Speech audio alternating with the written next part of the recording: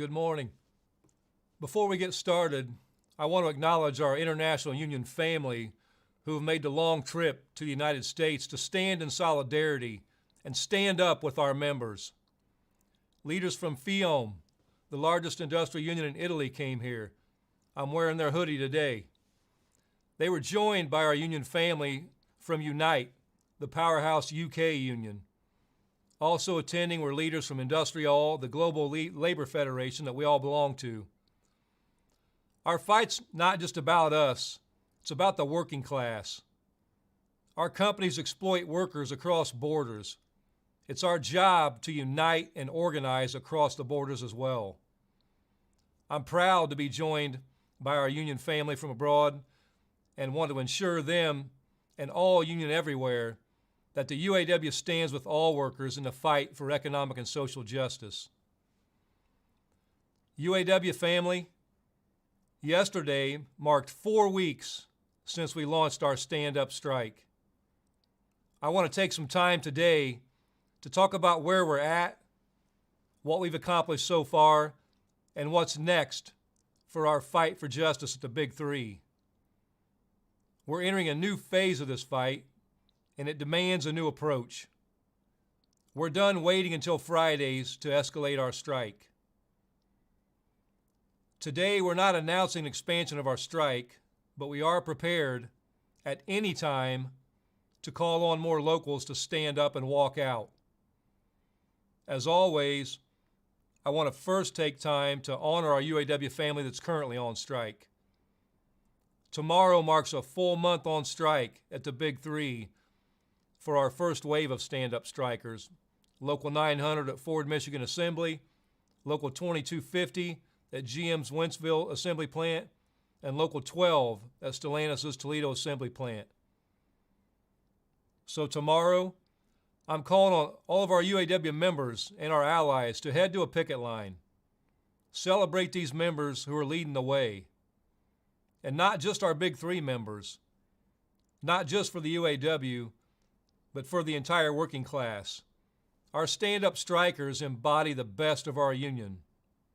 The sacrifice, the courage, the creativity, and the pride. The picket line is a sacred place. There's a lot of long, dark nights, and there's some bright, joyful days. We reunite with old friends, and we make new ones. We learn what it means to stick together through hard times. And it's not just the Big Three. Blue Cross Blue Shield of Michigan also just marked 30 days on strike. ZF in Alabama is coming close to that point. And our union family at Thombert, Dometic, and West Rock have all been on strike for longer than a month. They're holding the line for a fair contract and are holding out against concessions. Our latest strike is at Mack Trucks. Our union family at Mack overwhelmingly voted down a tentative agreement. They decided they were not done pushing and they want to fight for more. And this is critically important. The ultimate authority in our union is the membership. We decide together whether we've won enough or whether we need to keep fighting for more. That's the union difference. The boss doesn't decide. The UAW president and the IAB don't decide. The membership decides. And we collectively decide just like we collectively bargain. You know, there's some that are trying to say that I'm raising members' expectations too high. They think it's dangerous to tell the working class they deserve more. I want to be clear on this point. I didn't raise members' expectations. Our broken economy is what's raising our members' expectations. And our members are right to be angry. Corporate America rebounded after the Great Recession, and profits are soaring. In fact, corporate profits have hit a 70-year high in 2022. Meanwhile, the working class has kept going backwards. We've seen our standard of living decline due to stagnant wages and rising inflation. Income inequality in the United States has now risen to heights not seen since the Great Depression. So I'm not the cause of raised expectations.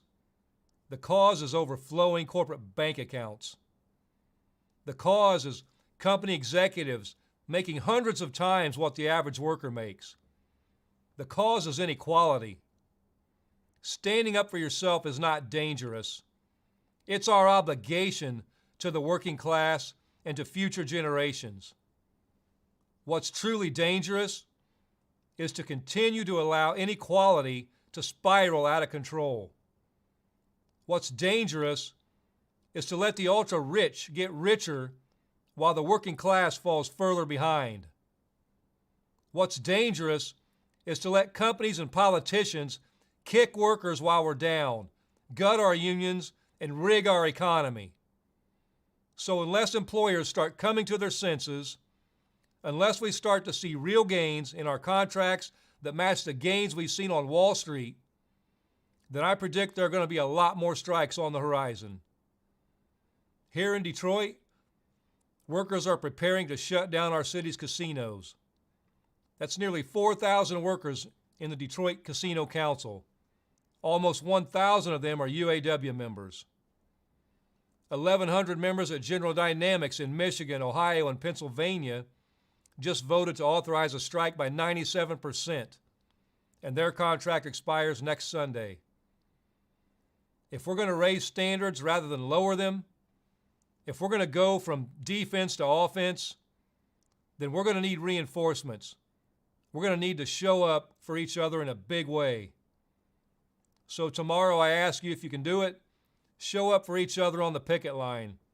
Bring strikers some food, some music, some solidarity. So now let's talk Big Three. This week, we entered an entirely new phase of our stand-up strike. And let me tell you the story of how the mighty Kentucky truck plant of UAW Local 862 transpired. For 2 weeks, Ford's been telling us there's more money to be had. They've said, hang on, we're close, but there's still some room to continue to sweeten the deal. On Wednesday, they owed us an offer, and they gave us a call. They wanted to meet over Zoom, and they wanted to pass the same economic offer that they passed 2 weeks ago, with no more money. So we said, if you're going to offer us nothing, you're going to do it to our face with our full national negotiating team in the room. We went to Ford headquarters to see what they had to say for themselves. It was not a long meeting. They tried to give us the same deal that we rejected 2 weeks ago, and not a dollar more. So at that point, I said, that's all you have for us?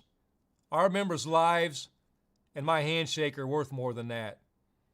You just cost yourself Kentucky Truck Plant. We had management leave the room, and Vice President Browning and Kentucky Truck Plant Chairperson John Jaggers, who's on the National Negotiating Committee, and myself made the call. And we let John make the call to take the plan out. We didn't wait till Friday, and we didn't wait a minute.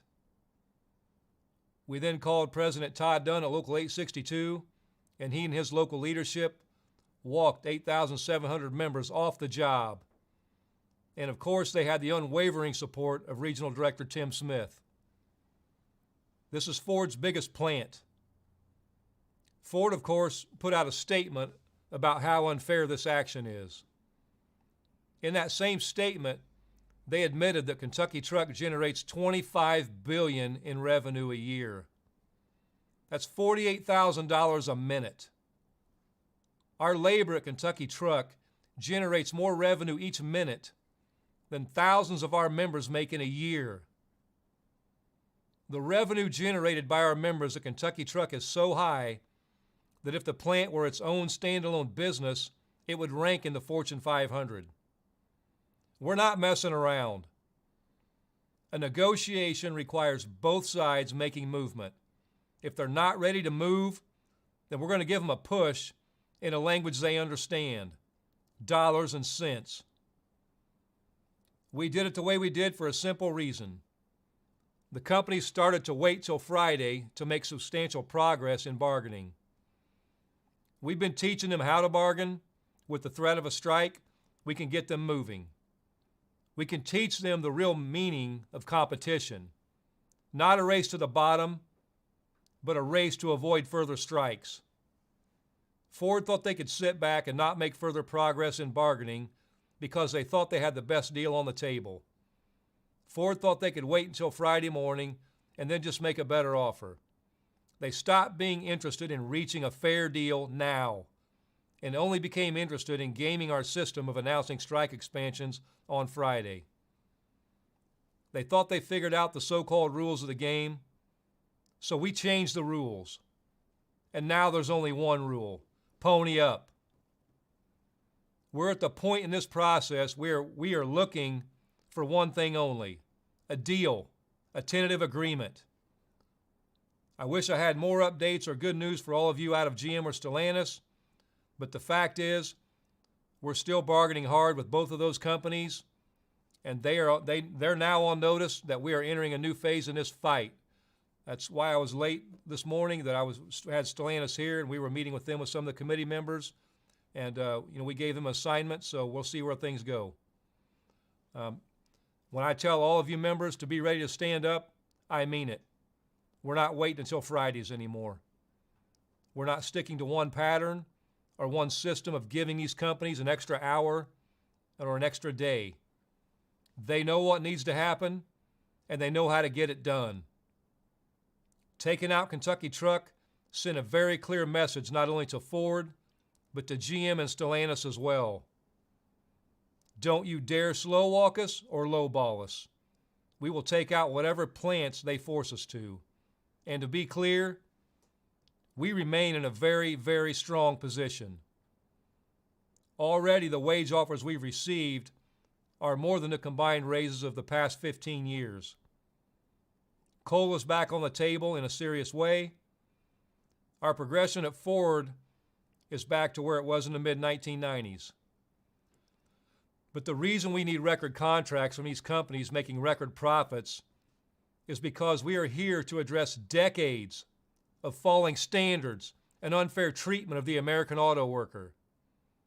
Now, Ford made a lot of noise after we took out Kentucky Truck Plant. As the saying goes, a hit dog will holler.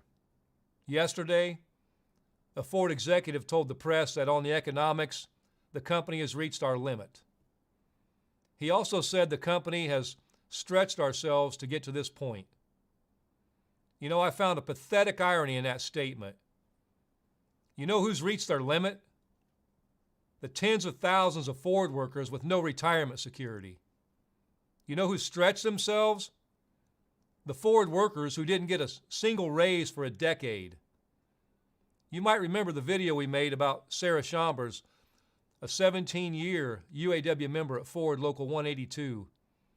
It took her 16 years to make it to top pay. When are we going to talk about Sarah's limit? The Kentucky Truck Plant we just shut down in Louisville generates $48,000 in revenue per minute. That's vastly more than the lowest paid Ford workers make in a year.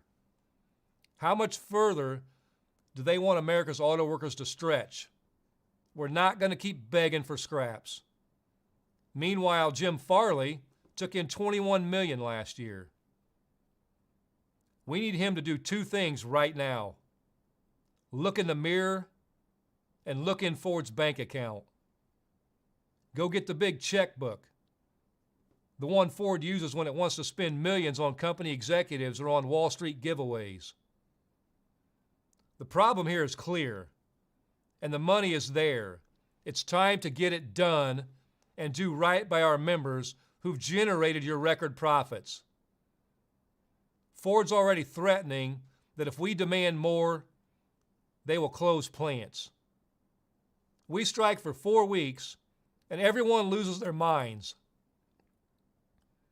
Where were all these concerns when 65 plants were closed over the last 20 years? Why is it when they kill thousands of jobs, it's business as usual? But when working class people stand up and ask for more, it's a crisis. Ford made $77 billion in profits in the past decade. All we ask is they reinvest it in the people who do the work. Ford and the others talk a big game about how American they are, how they provide American-made vehicles. Well, made in America doesn't mean anything if it comes with falling wages, declining living standards, and an uncertain future. That's what our fight's about. We're here to save the American dream.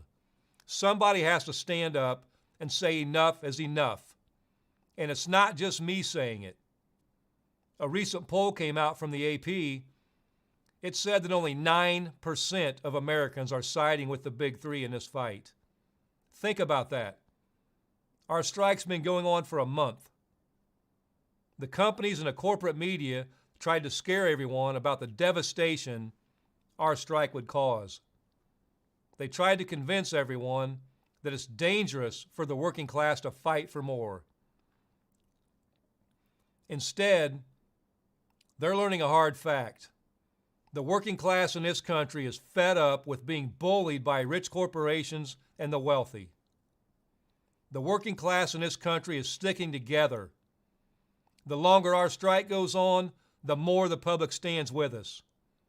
The longer our strike goes on, the more the public turns against corporate greed at the big three. This weekend, I'm heading to Pennsylvania to spend some time with our union family at Mack Trucks. These brave members are out on strike too after overwhelmingly voting down a tentative agreement. The contract they were offered had bigger general wage increases than anything at Mack in recent memory. But it did make up for the inflation we've seen the past few years, and it didn't restore cost of living. The members at Mack decided together that there was a better deal out there, and that they were ready to strike to get it. I've said for months, our union is done playing defense. We're going on offense. We're done aiming low and settling lower. It's time we started aiming high and seeing how close we can get to total economic and social justice. I've also been saying for months that what we win isn't up to me. It isn't up to your executive board. It isn't up to your local president or the president of the United States. What we win is up to us. All of us. It's up to all of you, the membership. I don't know where this journey is going to take us. We're gunning for a deal, and soon. A deal that honors our sacrifice and contribution to the Big Three's record profits. A deal that makes up for decades of givebacks and sellouts and insults. But the long-term goal here is much greater than that. I want us to look back on 2023 and be able to say, man, that was the first big win. That was the one where we really learned how to fight. That was the year we took our union back by standing up for ourselves. So today I'm not announcing any further strikes. Instead, I'm announcing a new phase in the stand-up strike. And moving forward, we will be calling out plants when we need to, where we need to, with little notice. So stay ready, not just Fridays and not just Ford. Together, we're making history, and together we're going to stand up and win what we deserve. Thank you.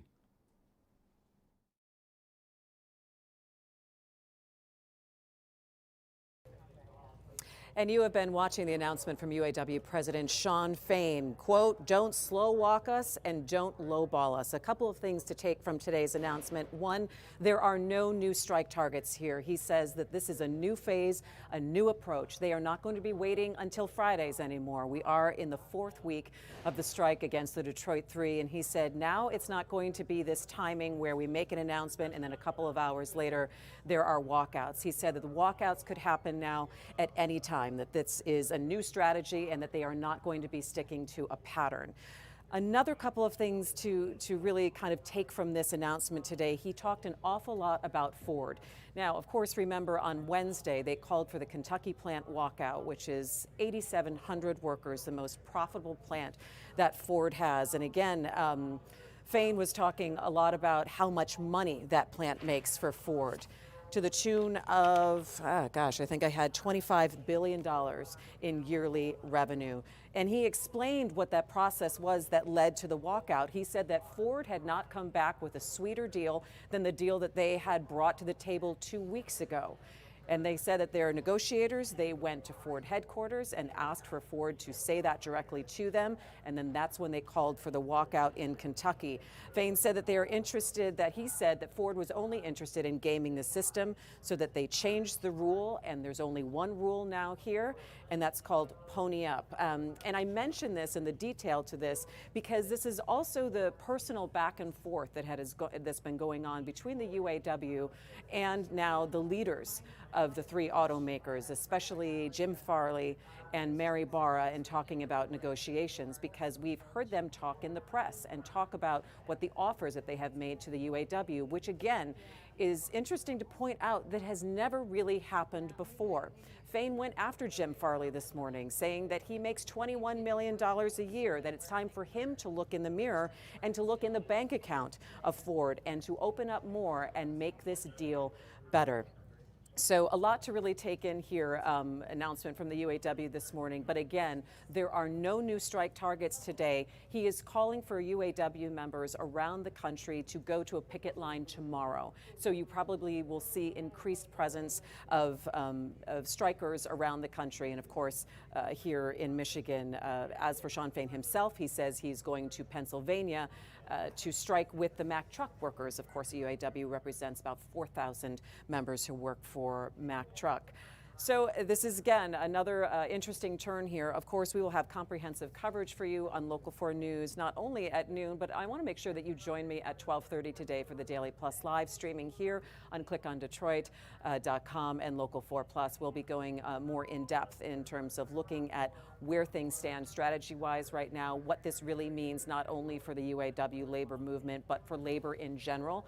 And Fain called that out too when we're looking at casino workers here, also General Dynamics, other unions, of course, Mack truck workers, and other unions around the country.